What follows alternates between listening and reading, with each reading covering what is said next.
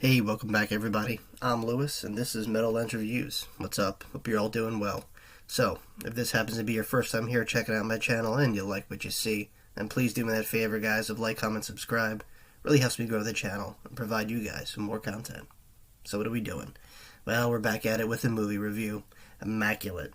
It's pretty recent. In fact, it's still in theaters. You can check it out right now.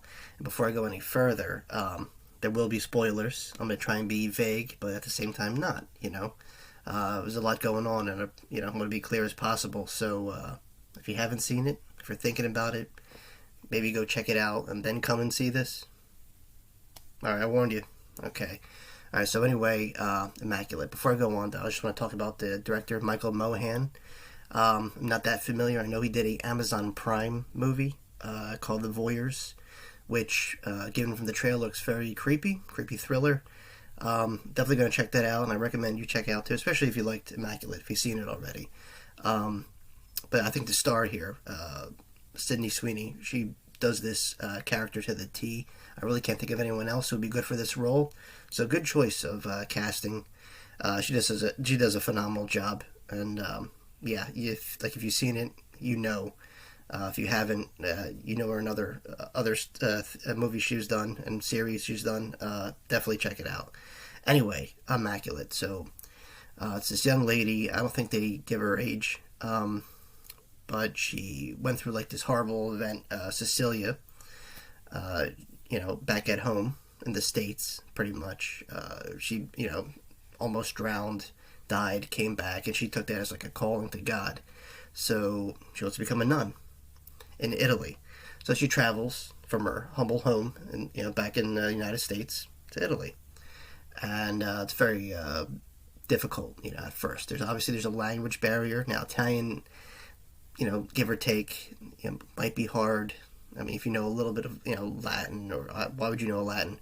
Anyway, there's a language barrier, So, I mean, I'm Italian. I still struggle with, learning Italian here and there. But that's like the first, issue. And, just getting accustomed, I guess, to like European ways. But anyway, she goes there. She gets accompanied by another priest. She starts meeting, the staff of this convent pretty much. They take her in. It's this big convent that cater to elderly nuns that are ready to pass on. And, she gets kind of like a cold welcoming. There's another nun there, or a sister, that kind of shows her, the history of the place. There's a priest there who kind of like, takes her under his wing, kind of helps her, helps with the translation. Then there's like the head sister in charge there, the head nun, who's like really thrilled to get there. Well, anyway, she befriends someone there, another, young nun, and they become kind of like buddy. But things start to change. Cecelia starts to wander off. So after she takes her vows, there's like this party they have. She wanders off, and it's like this really creepy room at I don't know if it's the basement or just like a dark corridor or whatever.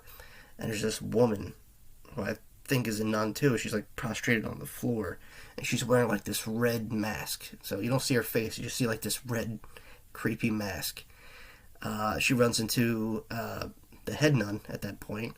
Says, "Oh, I'm so glad you made it down here." She's confused, Cecelia, but she goes along with it, and they're like, "Hey, listen, I want." So the head nun says, "Like, hey, listen, I got a relic for you. I want you to check it out." And it's like this nail, supposedly one of the nails that Jesus was nailed to on the cross. Touches it, passes out, has this really vivid, violent dream of her being like held down. Bunch of crazy shit happened to her. She wakes up. Fast forward a little bit, she starts getting sick, throwing up. Lo and behold, do a few tests, she's pregnant. What? She's a virgin. She keeps trying to argue that point. And they're like, you sure you didn't have any like relationships, You want to kind of tell us the truth here? So, after a lot of convincing, she's like, nah, I just came here as is, and they do the whole like, test to see if she's carrying, how far along she is, and she is. And then the movie starts to turn. So if it wasn't already kind of creepy, thriller enough, it starts to get kind of dark. This is where the horror kind of kicks in. So she knows there's something very wrong. And people are very standoffish. She had this nun that kind of gave her the cold shoulder, but now she's like super jealous, and she even attempts to drown her at one point. And then this lady just commits suicide. She like jumps from a balcony.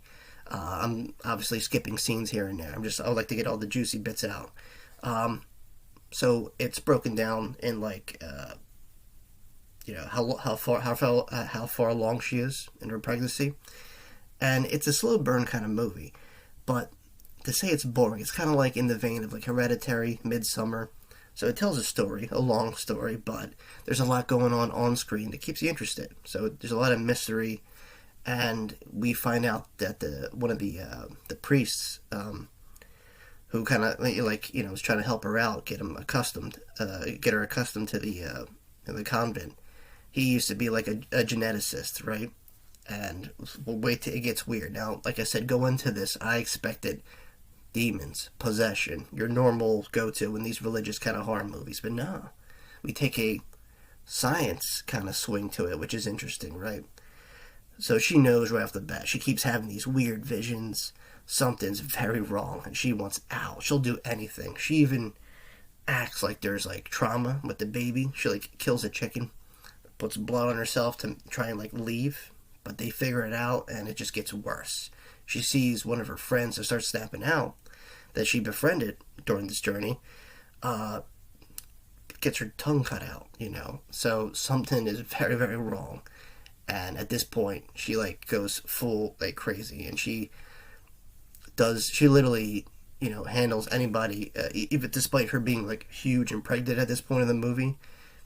She starts like fighting back a little bit. All seems well, kind of, sort of. And they wind up like, trying to restrain her and stuff.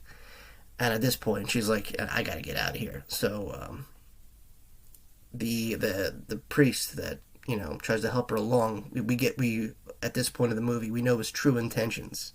You ready for this? So, that nail I talked about earlier, the supposed nail that, was, used in the crucifixion, he pulled DNA samples from it, and supposedly was on this cloning kick. So he would, get nuns that he thought were suitable, impregnate them with like this DNA that was from the Messiah, from like Jesus. But there's a room full of like these jars that are all like malformed babies that may or may not be the Messiah or something. It's not really implied. He's convinced it's going to be the next baby Jesus. So her pregnancy took, and he's all excited. They all want her to have this, and she's like, "I want to get the fuck out of here," So she does. She makes it really far. She fucks shit up, almost kills this priest dude, but he's consistent, man. And there's like an underground, looks like the catacombs pretty much, and she makes it to the other end. The priest gives her some shit. She winds up killing this dude, and she reaches out. It must be like an extension underground from this convent out to to the wilderness. She has the baby. So this is getting towards the end, and we never really know. So I was reading the ending explanation here, and they want to leave it kind of ambiguous, up to the audience. So it's implied, is this baby like deformed? Is it a demon? It's never really, it's hinted, and it's not like the way that there's a few scenes that give off like a cultish kind of vibe, but at the same time, this priest being an a geneticist, it goes in a different direction. And that gives me, I give it an A+ for doing something different, because it could have been your typical demonic possession, Rosemary's Baby kind of way, and it didn't. It went a way different route, and the build-up is great. The ending, so the last 10 minutes of this is like the WTF moment, right? So she's like, there's like a close-up of her like just screaming in agony. She's like giving birth to this baby. So we hear it. We don't necessarily get eyes on the baby. It's blurred a little bit. But, it doesn't sound well. I'll tell you that. It's like gurgling. There's just something really wrong with this baby. And like I said, we don't get an image of it. So it's left up to your kind of imagination. Is it, like I said, is there something wrong with it? Is it even human at all? Well, she takes it upon herself to get this huge rock, and I'll just, just imagine, once again, they don't show this. It's all implied, and then the movie cuts. So, yeah, it's one of those endings, like when you saw, for those who have seen Hereditary, you know what I'm talking about. Like, after the movie's over, it kind of sticks with you, like no one talks at the end of the movie. Like when a movie's over, you nudge your buddy, hey, or, whoever you're with, like, yeah, what'd you think? No one talked, you know what I mean? They just kind of contemplated, like, what the fuck? So, yeah, I definitely recommend this movie. I give it a pass because, a pass.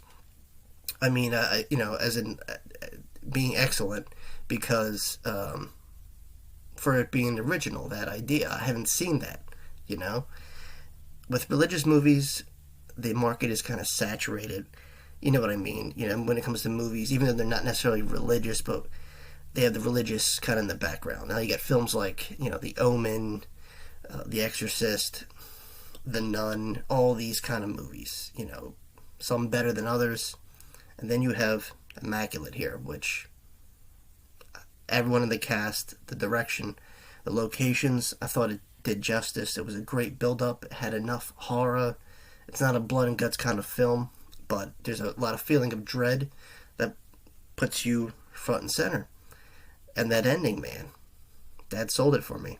I mean, the rest of the movie, yeah, it was a great build-up, but that ending was like, what? And I love a good ending. This wasn't abrupt. This was very, okay, we're going to, hit you in the face and then cut, So we'll give you some time to think about it. So, yeah.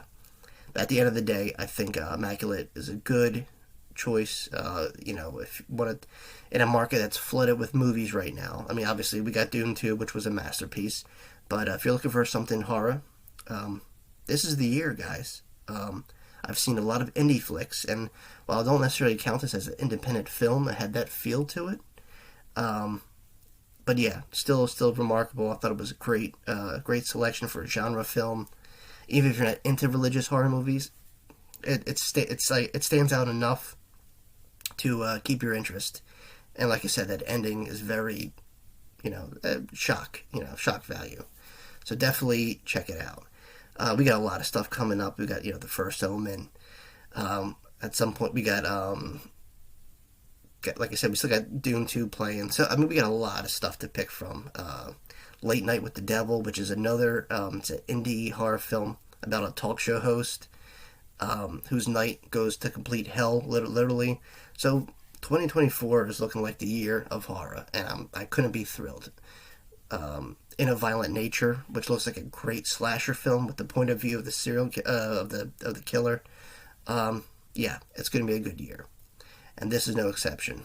So, yeah, this was a A+. Definitely recommend it. Check out Immaculate. See it however you can, and I think for those who appreciate horror movies in the vein of Hereditary or Midsommar, I think you guys really dig this. All right, but there you go. That's Immaculate. Like I said, still playing in theaters. Yeah, check it out. All right, guys. Thanks for watching. If you made it this far, thank you. If you haven't already, please like, comment, subscribe. And as always, my friends, I will see you all very, very soon. Peace.